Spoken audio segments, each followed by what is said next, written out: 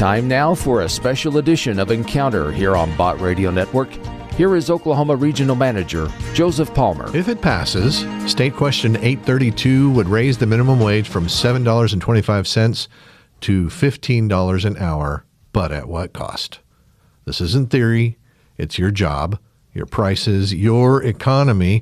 And today we're sitting down with someone who knows these things. He works for a think tank, and he's going to share some of his thoughts from the think tank to break down what's really in State Question 832, who wins, who loses, and what it means before you step into the voting booth. Don't go anywhere. This affects every Oklahoman and our kids and our grandkids for that matter. So welcome Dave Bond from the Oklahoma Council of Public Affairs to Encounter. Joseph, thank you for having me again. You are most welcome. All right, so I kind of wanted to leave it open.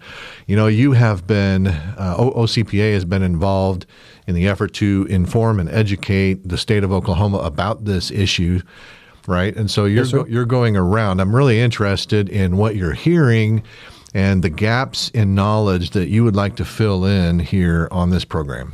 Okay, well, thank you. I think the most important thing for folks to be aware of is that State Question 832 will be on the upcoming June 16th ballot. It's the only state question on the June 16th ballot, but it will not be on the ballot in November. It's on the ballot June 16th, just a few days away.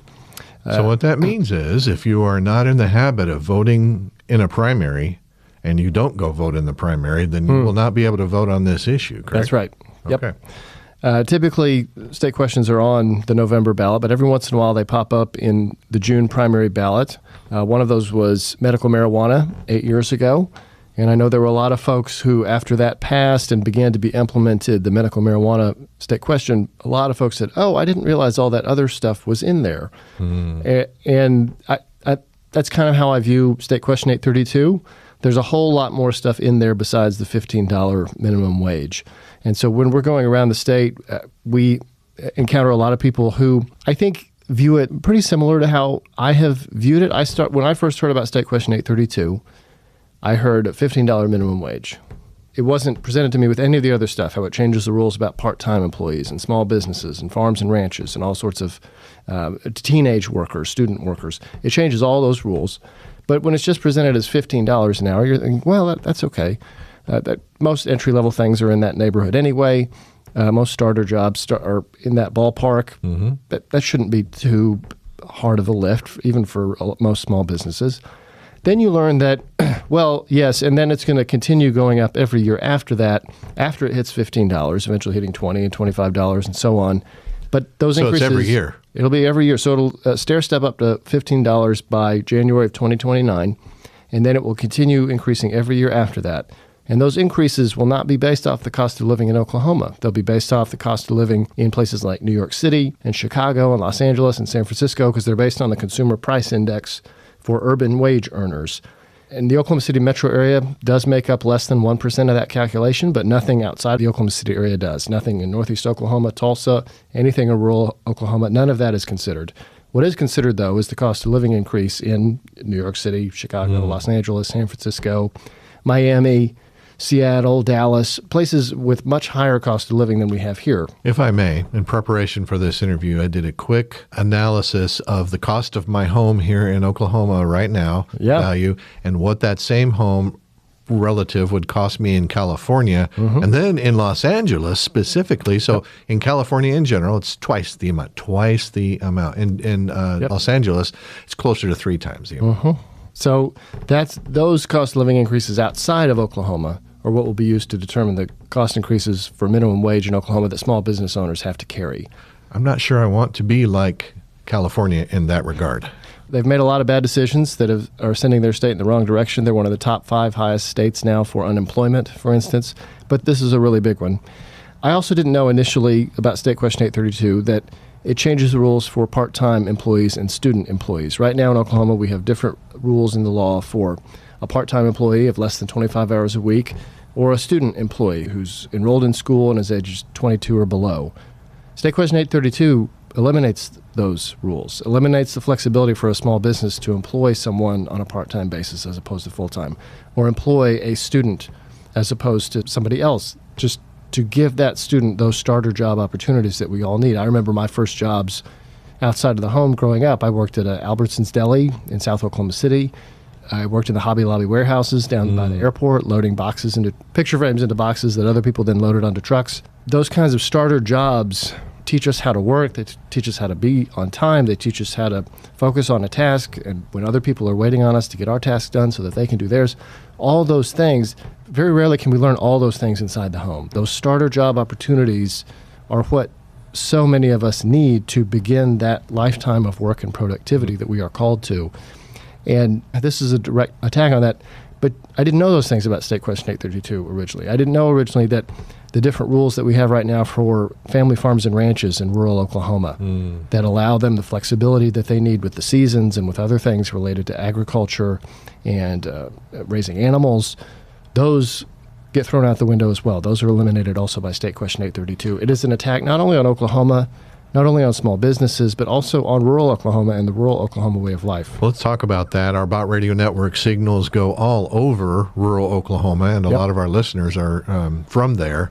So specifically, what would happen and what would be the dominoes that fall if this passes for the rural community, the agriculture community? So right now they have their own special longstanding protections that allow them to employ people on an extremely seasonal basis, allow them to employ young people, allow them to compensate their employees based on things besides just simple wages. I've talked a lot with Michael Kelsey from the Oklahoma Cattlemen's Association about this and different ways that employers in rural Oklahoma, especially on a farm and ranch situation, might compensate their employees, might be allowing them to keep their horse at their stable as opposed to try to do that for themselves when they may not have the ability to do that. All sorts of things like that or part of your payment is a full side of beef or a full cow that, I mean, the meat parts of the cow, but he's with the Cattlemen's Association, I'm not, so he's more eloquent about how he would talk about it.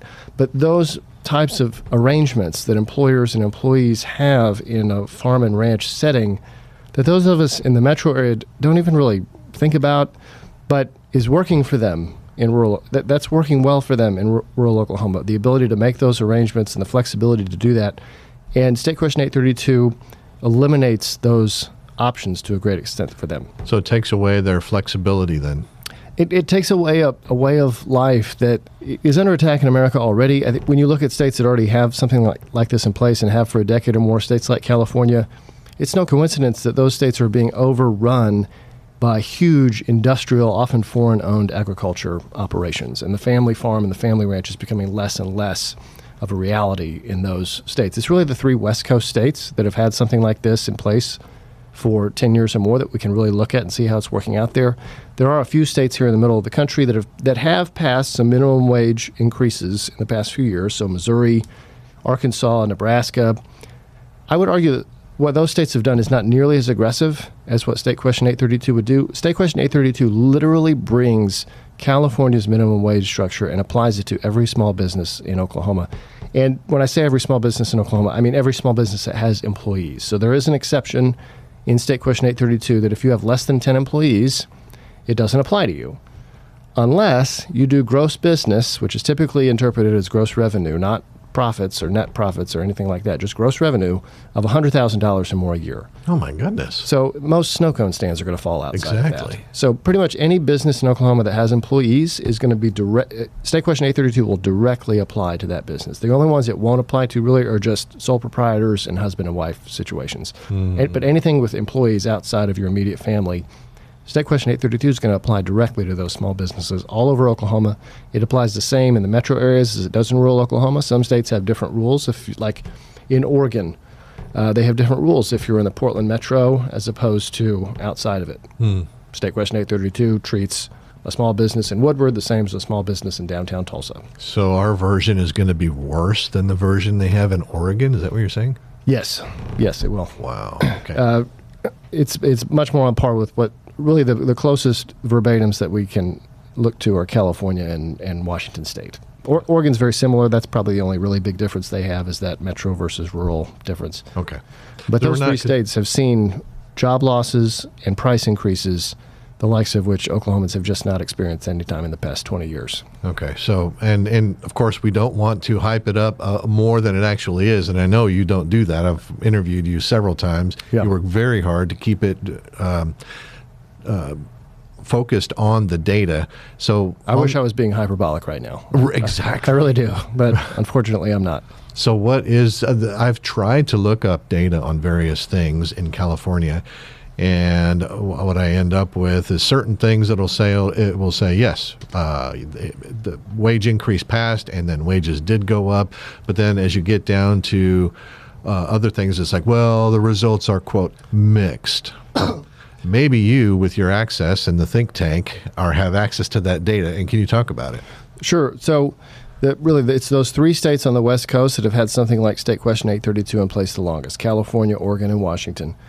And so those are the closest examples we can see. And if people say, well, California dwarfs Oklahoma in population. Okay, well, that's true. So that's a really big test case. But Oregon and Washington are much more similar in size to us. And so what they have seen is, yes, wages have gone up, but the cost of living has gone up so precipitously alongside it that the actual affordability for a person or a family or a senior citizen in those places is far below what we enjoy here in Oklahoma. Wages in Oklahoma have been growing at a better clip than in states that have something like State Question 832 in place. And we are often seen as the lowest cost of living state in the country, which is an incredible asset for a small business, for people who want to relocate away from the West Coast. We've spoken at close to 300 different groups and meetings over the past few months on State Question 832. And almost always, wherever we are in the state, even when I was in Idabel, when I was in Altus, there's at least one person there who's a refugee from the West Coast. Right. Maybe it's from California, maybe it's from Oregon or Washington. I know some myself. Yeah, we even have some on our team at OCPA. Several. One from Washington, one from California. And the affordability is wages matched up with cost of living. And in those West Coast states that have had something like this in place and burdening this on small businesses for 10 years or more now, their affordability is shot. And Oklahoma's is getting stronger and stronger compared to the rest of the country. So their affordability is shot to the point where people are evacuating for that reason. Right. COVID accelerated a lot of that because, there became a lot of shutdown and cultural-related evacuations from the West Coast states during COVID and since COVID. COVID really put a spotlight on it. But, for instance, we just had some very close family who'd been in the L.A. area living there for 10 years. They just relocated back to the middle of the country late last year. And when I was talking with them about this State Question 832, they said, oh, yeah, all our favorite small businesses, locally owned, not national, international chains, coffee shops and those things, when this was put in place, it weakened them so badly that as soon as COVID kicked in, boom, they were gone. They just could not survive. The ones who weren't finished off before COVID, all their favorite small businesses shut down because they just couldn't withstand that kind of pressure anymore. That's what we'd be doing to our small businesses here in the state of Oklahoma. I wish it wasn't that way. I wish they had not seen the type of job loss at the entry level and starter job level that they have seen in these West Coast states that have done this, but unfortunately they have. I wish they hadn't seen the price increases. Everybody in every state in America has seen major price increases on essentials in the last 6 years, but what they've seen on the West Coast dwarfs anything that Oklahomans have experienced since then. On groceries, those are the three highest priced grocery states in the continental U.S. Oklahoma's one of the three lowest. And then you mentioned housing, pretty much any other essential area of cost that most people have to deal with every day. Housing, utilities, fuel, childcare, those states are double or more in the price compared to Oklahoma. So we are here with Dave Bond. He is the Vice President for Advocacy for the Oklahoma Council of Public Affairs, and we are talking about State Question 832. And Dave, as I'm talking to people, whether it's at a chamber meeting or some other community gathering or even at church, sometimes I'll hear, what you would consider good-hearted people say things like, man, it's about time fast food workers got their due, we just really need to help them. What do you say to that person? I would say I wish we could look at those states that have gone down this road before us and see that when they make massive increases in the minimum wage, that they don't see massive losses in entry-level jobs and that they don't see massive price increases on essentials like groceries and housing and fuel and childcare. but unfortunately they do. And sometimes it's not that the person loses their job at the entry level. Sometimes, so particularly in Seattle, there's been a ton of study done into the experience specifically in Seattle. And people can say, well, that's a city. Well, the Seattle metro area has 4.2 million people in it. Oklahoma has just over 4 million people. It's actually an extremely good comparison to what we would be facing here. So the folks in those entry-level jobs, those lower end of the pay scale jobs, because that's who, if we pass something like State Question 832, that's who we're wanting to help, right? If we vote yes, those are the kind of folks we think that we're helping. The average take-home pay for those folks in the Seattle area, since they put this in place over a decade ago, average take-home pay has gone down for those people compared to what it was before. Because in order to keep the business open so that everybody doesn't lose their job, they're having to slash people's hours to stay afloat. And so, great, you're making more per hour, good for you. We're going to have to slash your hours in order to keep the doors open on this place so that you don't lose your job entirely and everybody else doesn't lose their job too. So when average take-home pay is actually going down for folks at the low end of the pay scale, that's not a better situation for them. And the cost of living is accelerating in conjunction with that, and affordability is getting harder and harder in those places. And that's very obvious to anybody who's been out there in the last year or so, or even prior to that. A lot of times it is job loss, like the big national and international companies that have profit, that have shareholders that they have to answer for on profit and loss. They don't have a choice. They have to make these tough choices, and you see an acceleration of automation, of automating of jobs. I mean, going to a McDonald's in California is a different experience than going to McDonald's here in Oklahoma.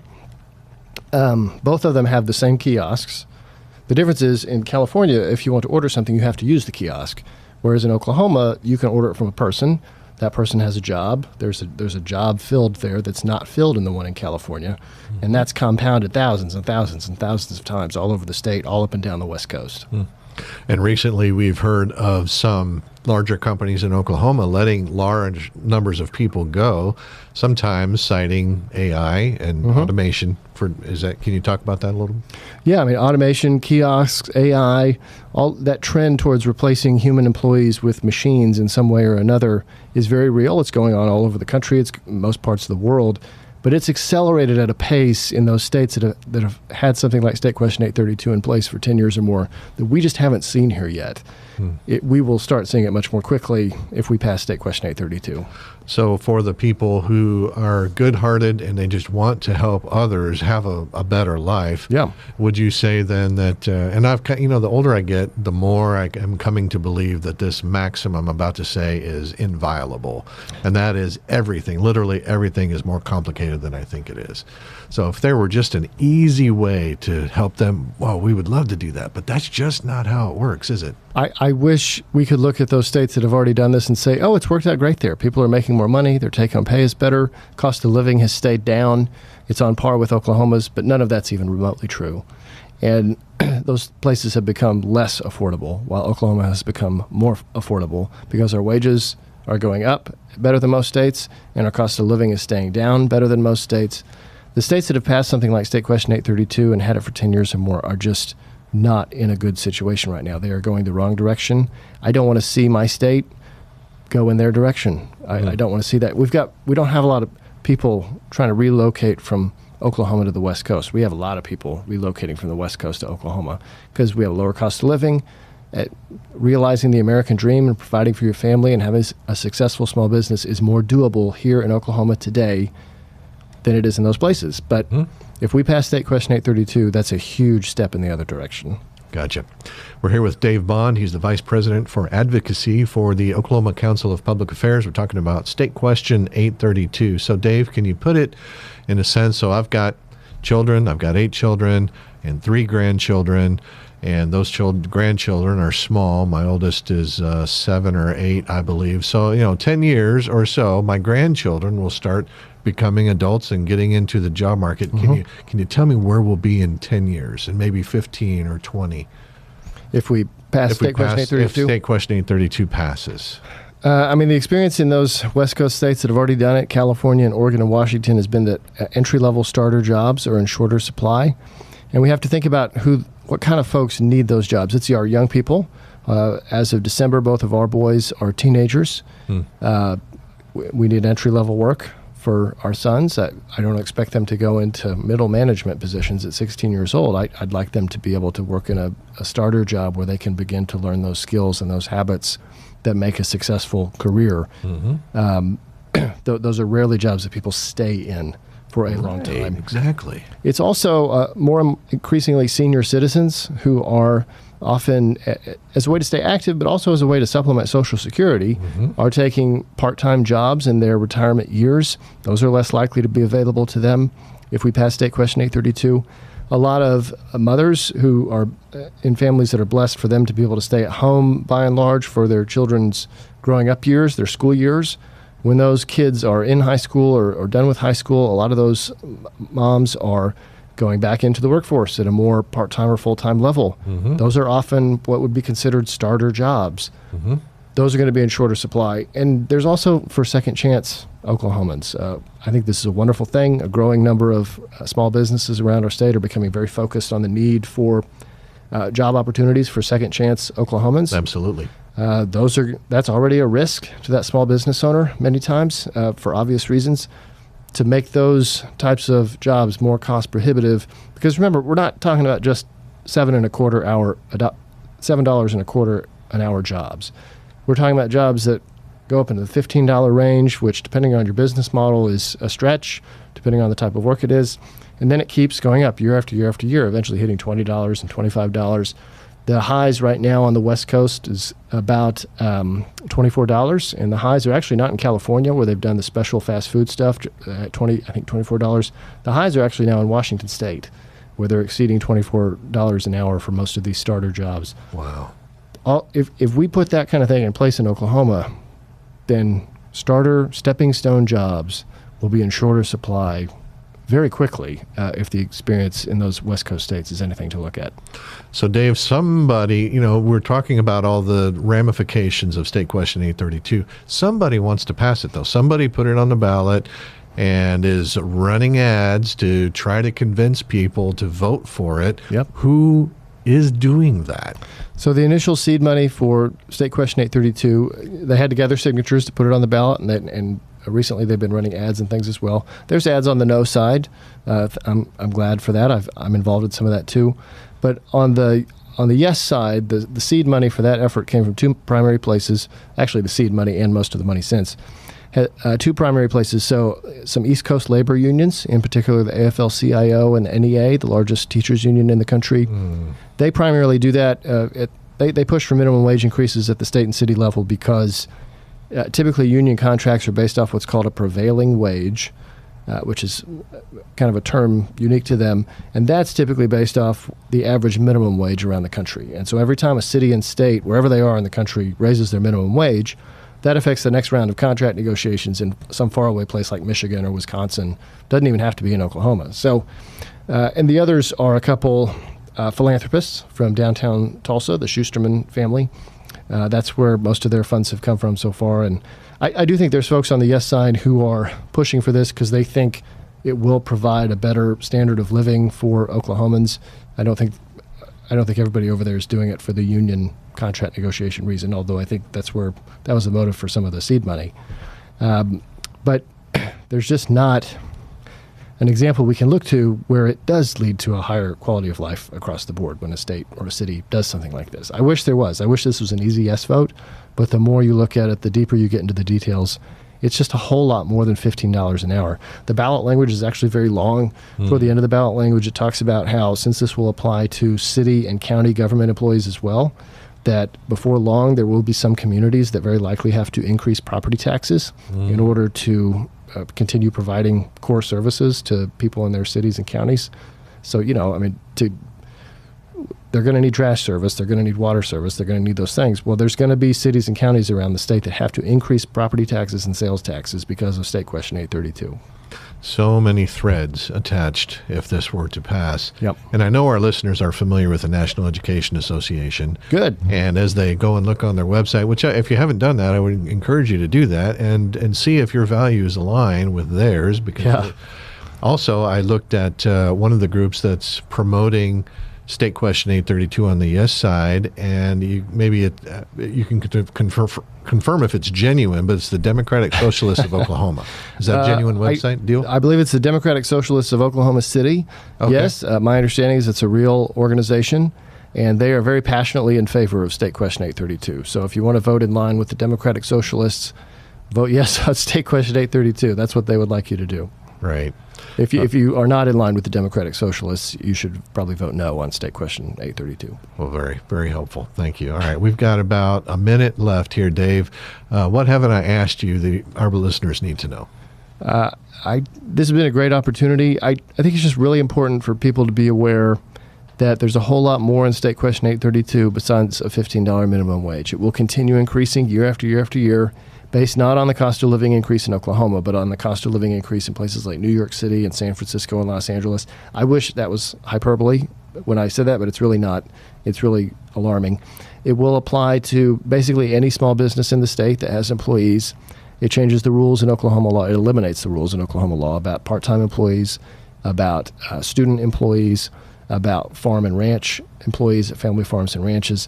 It changes a bunch of different things in state law. It is much, much more than just $15 an hour. Okay, very good. Well, Dave Bond, once again, thank you for coming to the studios and sharing your vast knowledge with us and helping our listeners make a more informed decision when they go to the polls, which that part of the ballot being so long, maybe they could read that before they go if they wanted to read the whole thing if they hadn't decided yet. But where could they do that? Yes, so we have a website for this issue, SQ832killsjobs.com, SQ832killsjobs.com. If you go to that website, there's a link towards the top where you can read all of State Question 832 for yourself, and I think that's a very healthy thing to do. Very good. Well, thank you, Dave Bond. Thank you, Chuck, for running sound. Thank you all for listening, and we'll see you next time. We hope you enjoyed this special edition of Encounter here on Bott Radio Network. Email us with any questions or comments to kqcv@bottradionetwork.com.